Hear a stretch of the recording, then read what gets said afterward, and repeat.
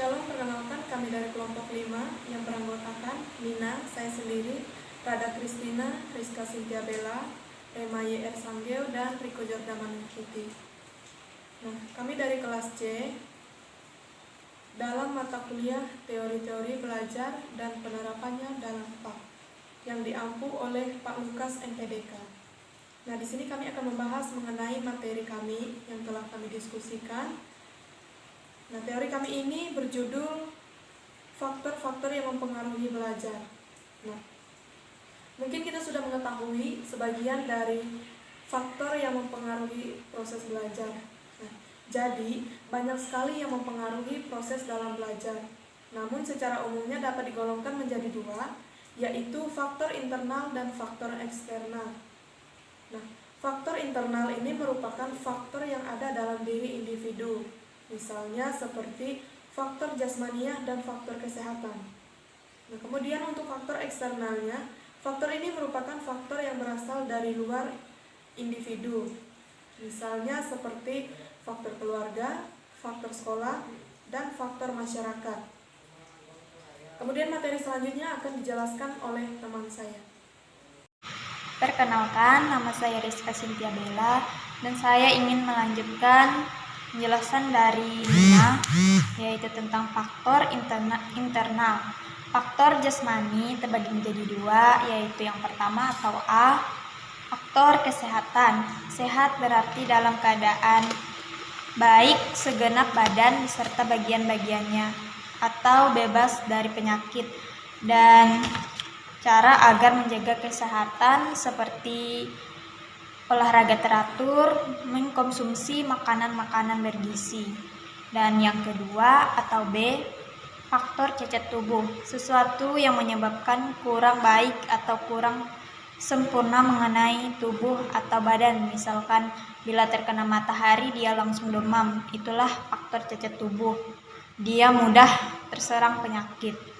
Sekian dari saya dan akan dilanjutkan oleh teman saya. Terima kasih. Baik, materi selanjutnya adalah faktor psikologis.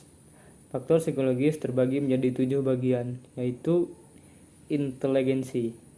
Inteligensi adalah kecakapan untuk menghadapi dan menyesuaikan keadaan situasi yang baru dengan cepat atau bisa disebut beradaptasi.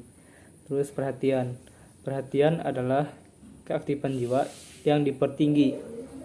Jiwa itu pun semata-mata tertuju pada suatu objek. Seperti contohnya kita memperhatikan di dalam kelas, memperhatikan pengajaran yang telah diberikan. Yang selanjutnya minat. Minat adalah kecenderungan yang tetap untuk memperhatikan dan mengenang beberapa kegiatan. Selanjutnya bakat. Bakat merupakan kemampuan bawaan sebagai potensi yang perlu dilatih dan dikembang agar dapat terwujud. Selanjutnya motivasi. Motivasi merupakan dorongan yang ada pada diri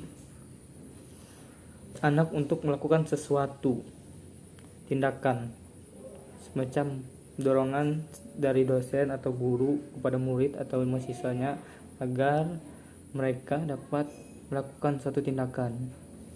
Terus kematangan. Kematangan adalah suatu tingkat atau fase dalam pertumbuhan seseorang yang alat-alat tubuhnya sudah siap untuk melaksanakan kecakapan baru.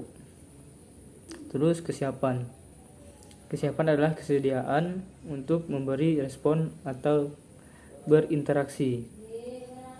Sekian. Hasil presentasi kami dari kelompok 5 yaitu tentang faktor kelelahan yang dibagi menjadi dua, yaitu kelelahan jasmani dan kelelahan rohani. Di sini yang saya dapatkan dan saya sedikit menanggapinya, yaitu tentang faktor kelelahan jasmani, yaitu kelelahan jasmani bisa dipengaruhi oleh gangguan kesehatan mental seperti stres, juga depresi, dan beragam penyebab stres, misalnya pekerjaan kantor, pekerjaan rumah, hubungan dengan pasangan, atau akibat menderita penyakit tertentu. Dan juga kelelahan jasmani bisa kita alami akibat dari kecemasan yang berlebihan yang kita rasakan sendiri atau di luar dari itu. Terus yang kedua, yang di sini yang saya akan sedikit lagi memberikan pendapat saya, yaitu tentang kelelahan rohani, di mana penyebab kelelahan rohani disebabkan juga depresi, merupakan hal yang sangat mempengaruhi pendidikannya dalam beraktivitas, kurangnya tidur, berpengaruh pada fisik dan juga rohani, karena susah tidur sangat mengganggu kita. Mungkin itu saja yang bisa saya bagikan. Terima kasih. Tuhan memberkati. Shalom. Faktor eksternal terbagi menjadi 3 bagian, yaitu faktor yang berasal dari orang tua. Faktor yang berasal dari orang tua utamanya adalah cara mendidik orang tua terhadap anaknya. Dalam hal ini dapat dikaitkan secara suatu teori apakah orang tua terhadap anaknya mendidik anak secara demokrasi, cara atau tipe yang mendidik yang demikian masing-masing mempunyai kebaikan, ada pula kekurangannya. Yang kedua, faktor yang berasal dari sekolah dapat berasal dari guru, mata pelajaran yang ditempuh, dan metode yang diterapkan.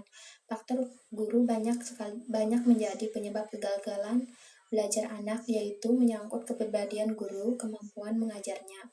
Banyak anak memusatkan perhatiannya kepada yang diminati saja, sehingga mengakibatkan nilai yang diperoleh tidak sesuai dengan apa yang diharapkan. Keterampilan dan kemampuannya dan kemauan belajar anak tidak dapat lepas dari pengaruh atau campur tangan orang lain. Oleh karena itu, menjadi tugas guru untuk membimbing anak dalam belajar. Yang ketiga, faktor yang berasal dari masyarakat.